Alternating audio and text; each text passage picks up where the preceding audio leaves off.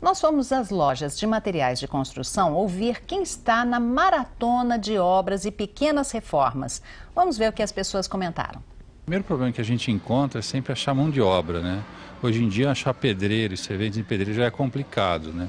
E achar essa mão de obra qualificada é mais complicado ainda.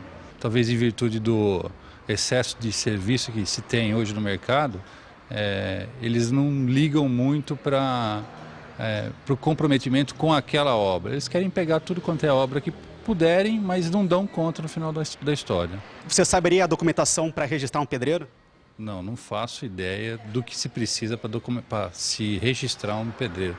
Mesmo porque é por muito pouco tempo, né? Mão de obra, hoje em dia, você tem que contratar uma firma especializada, um cara que tem CNPJ, tá tudo certo, porque senão você vai ter problema mais tarde. Ele se machuca, dá um problema na sua casa, você é responsável por tudo. Então você tem que contratar gente especializada. Pagamento adiantado e a obra não foi entregue, sumiu, acabou o dinheiro e ficou por isso mesmo. Então é por isso que é bom, né? Interessante, confiança, né? Essa questão da confiança é muito séria. Muitas vezes os desentendimentos entre quem contrata e quem trabalha numa construção podem ir até além do canteiro de obra. São questões que podem parar nos tribunais. Foi o que aconteceu com a dona Ruth de São Carlos. Vamos ver? Dona Ruth cuida há 1 ano e meio da construção da casa do filho que mora fora do país. É ela quem contrata os trabalhadores e compra os materiais. Procura sempre mão de obra qualificada, mas isso não a impediu de ter uma baita dor de cabeça. Contratou o serviço de um pedreiro depois de uma indicação, mas mesmo assim acabou se arrependendo. Aqui está no nível, depois ele faz uma barriga aqui, vai para lá. E o gozado que a gente tentou tirar, isso aqui sai com a maior facilidade. Ele pôs argamassa em alguns lugares só. Ainda bem que vai sair fácil, porque nós vamos tirar e tentar consertar, porque não tem mais esse piso. Segundo ela, depois de deixar o serviço pela metade, o pedreiro ainda entrou na justiça.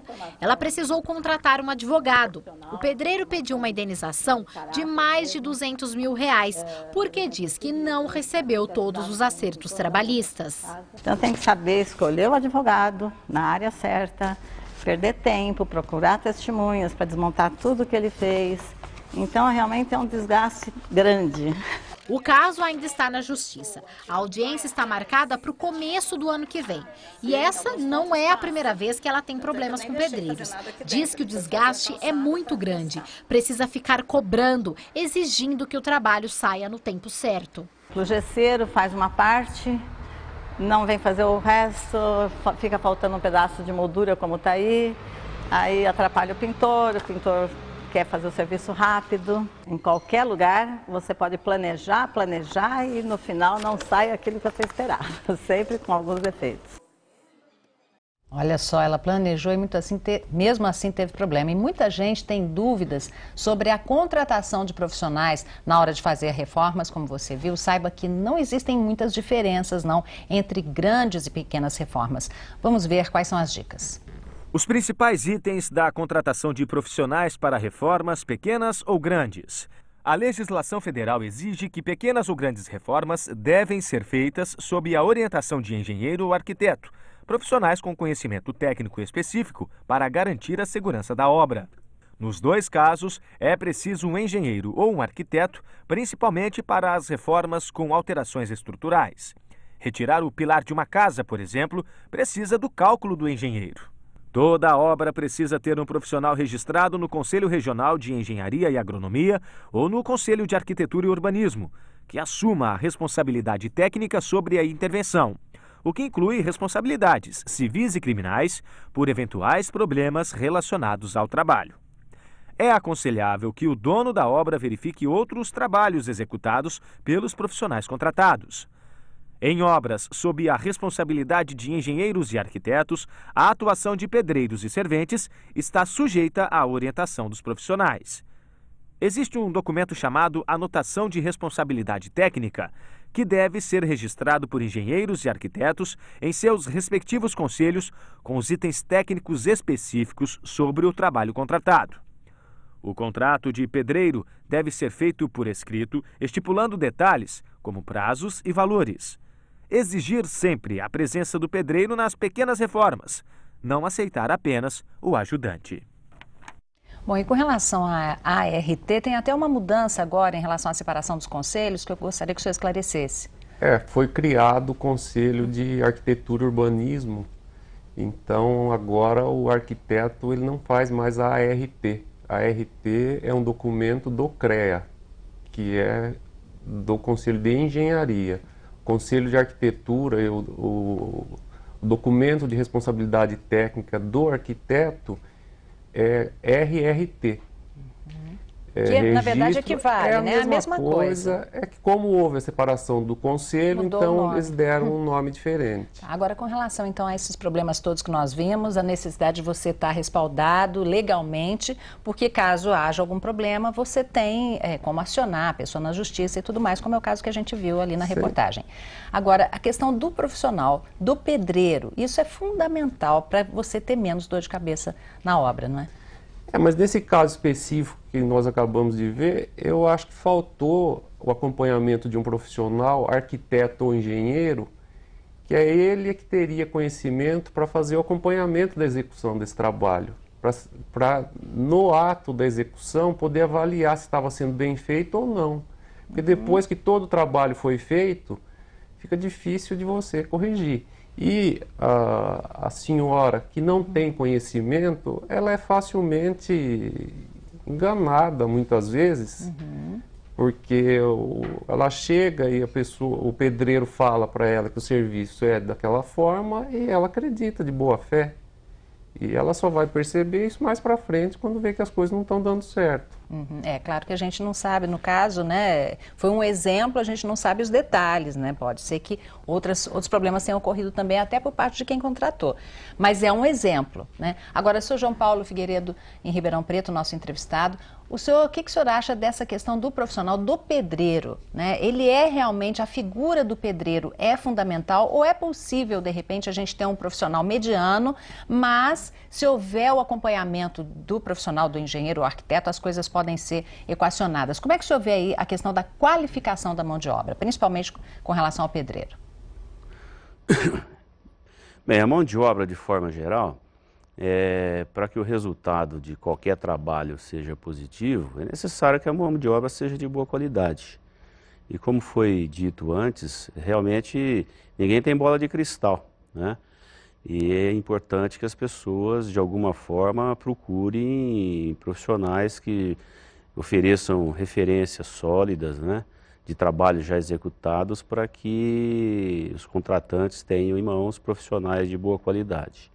É importante ressaltar também a necessidade de um profissional das áreas de engenharia e arquitetura, como disse o nosso colega, porque eu queria apenas fazer uma referência com relação à ART. Esse documento ART é um documento em que o profissional se responsabiliza perante o seu conselho profissional, seja ele o CREA ou o CAL, em relação às responsabilidades que ele contratou em relação àquela obra. E se responsabiliza civil e criminalmente. Portanto, é uma garantia tanto para o contratante quanto para o profissional de que a obra deverá ter um acompanhamento técnico adequado, né? E assim como o pedreiro, o eletricista, o encanador, os demais trabalhadores da obra, os engenheiros, os arquitetos, os profissionais responsáveis também deverão passar por um processo de seleção. Os contratantes devem procurar saber quais são os profissionais que estão contratando, procurar saber das experiências de conhecidos, dos órgãos de classe, das prefeituras municipais, para saber quem estão contratando. Com certeza, a obra que esteja sendo dirigida por um profissional habilitado, com certeza o resultado será positivo ou melhor do que aquele em que a obra, naquele em que não haja esse acompanhamento. O profissional está habilitado para exercer essa função. Agora, senhor João Paulo, muitas vezes os atrasos são comuns, são constantes. Quando eles acontecem, o fato de você ter um engenheiro, um arquiteto, essa cobrança acaba ficando mais fácil, é uma forma de evitar abandono de obra. Se há abandono de obra, é aquele profissional que é responsável em contratar o substituto? Como é que fica essa questão da administração com relação ao prazo, à finalização da obra? Veja só, em qualquer contratação, tanto do profissional quanto das pessoas que vão executar, os pedreiros, os eletricistas e os demais integrantes da obra, é necessário que haja um contrato bem feito, bem especificado, inclusive incluindo os prazos. Os prazos e os valores, os custos fazem parte do contrato, devem fazer parte desse contrato. Então, neste contrato, deverá já está estabelecido qual o critério a ser utilizado nesses casos. Quanto melhor a contratação, melhor o resultado. Agora, a gente sabe que nem sempre as coisas são feitas dessa forma. E a partir disso, os fatos que surgirem deverão ser analisados. Acho que cada caso é um caso. É preciso verificar a razão desses atrasos, se foi por atraso do oferecimento da mão de obra necessária, se foi um atraso por falta de material adequado no tempo certo, do tempo devido. Quer dizer, acho que cada caso é um caso, tem que ser analisado. É difícil generalizar isso. Ok, seu João Paulo. E agora a gente vai saber que dúvidas uma pessoa tem, uma pessoa que vai fazer uma reforma. E por isso nós vamos a Varginha, no sul de Minas, falar com a Cláudia Mourão. Bom dia, Cláudia. Conta pra gente que dúvidas são essas. Você está aí na sala de um apartamento, é isso? É isso mesmo, Hebe. Bom dia a todos. Nós estamos na sala do apartamento do Rodrigo, que é advogado. Ele que se mudou para cá tem apenas 3 meses e já fez questão de dar uma cara nova. Rodrigo, bom dia. Bom dia, Cláudia. Explica pra gente por que você fez questão de mudar tudo aqui. Bom, Cláudia, nosso serviço é muito estressante, o dia a dia. E quando a gente chega em casa, a gente quer uma casa aconchegante, um lugar gostoso para ficar. Então eu pensei em mudar tudo, o apartamento estava um pouco desgastado. Então o interesse foi, como eu disse antes mesmo, mudar um lugar aconchegante. E tudo isso com a ajuda de um profissional, Exatamente. né? A gente vê que está tudo harmonioso, tudo muito combinando, né? Exatamente, porque eu acho que eu, como advogado, não conseguiria fazer algo assim. Então, o profissional, o design, para uma mudança, é importantíssimo, é o ápice de um bom trabalho. Tá certo. Bom, gente, e o Rodrigo me falou que o próximo passo, assim, que vai mudar aqui na casa dele é a cozinha. Então, vamos mostrar como é que está a cozinha dele antes da reforma. Ele já estuda fazer uma mudança aqui, tem muitas dúvidas. Rodrigo, a gente vê aqui que a sua cozinha ainda precisa de uma repaginada, né? Bastante, Cláudia. Como você pode ver aqui mesmo, os azulejos estão estragados, o chão não está bacana. Então, para ficar harmonioso a casa, eu quero que fique parecido o design com a sala de estar. Esse é meu interesse. E eu quero mudar a parede, o chão. Tá certo. E para ajudar o Rodrigo e todo mundo que está em casa, que também quer dar uma cara nova para a cozinha, nós convidamos aqui o Klinger, que ele é design de interiores, e ele vai ajudar a gente nessa tarefa. Klinger, primeira coisa, o Rodrigo falou que o azulejo incomoda. Isso dá para a gente mudar rapidinho? Sim, Cláudia. Bom dia a todos. Realmente, hoje em dia, com as facilidades da indústria, né, a gente consegue estar repaginando toda a cozinha, trocando azulejos, trocando o piso, até mais a cuba, a bancada, sem estar precisando fazer essas intervenções de alvenaria, quebrar muita coisa, a obra, que é o que mais incomoda, né? Dá para fazer sem quebrar? Dá para fazer sem quebrar tudo, dá para fazer em poucos dias. Por exemplo, no caso, o azulejo, o piso mesmo, está colocando piso sobre piso com argamassa. Por exemplo, uma das coisas que mais incomoda, se é colocar um piso sobre o outro aqui, poderia dar um acabamento não tão bom, né? Mas com a canaleta de plástico, com bordas arredondadas, você consegue esconder tudo isso, tampando, fazendo como se fosse uma coisa nova, sem precisar quebrar tudo, bem rápido. Depois de 2, 3 dias faria toda a reforma.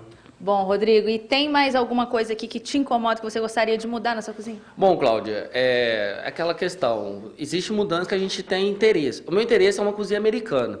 E por conta disso, eu acho que a pia, ela não comporta uma cozinha americana. Então, a minha dúvida qual seria? É possível mudar essa bancada? Tá certo. Bom, gente, então daqui a pouco eu volto, o Klinger vai dar mais dicas e vai esclarecer essa dúvida do Rodrigo, viu, Hebe? É com você. Ok, Cláudia, obrigada. Até daqui a pouco, então. O IPTV Comunidade volta daqui a pouquinho. Até já.